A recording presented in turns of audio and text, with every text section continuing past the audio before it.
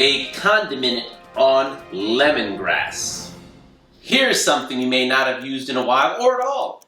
Lemongrass. No surprise, lemongrass is from the grass family that comes from Asia, Africa, Australia, and other island countries. Its oils are believed to possess therapeutic properties. And because its scent and taste resembles that of a lemon, of course, it's used for cooking.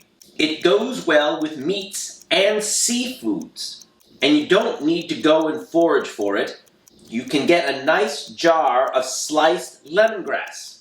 You can put down the machete and take it easy for a while.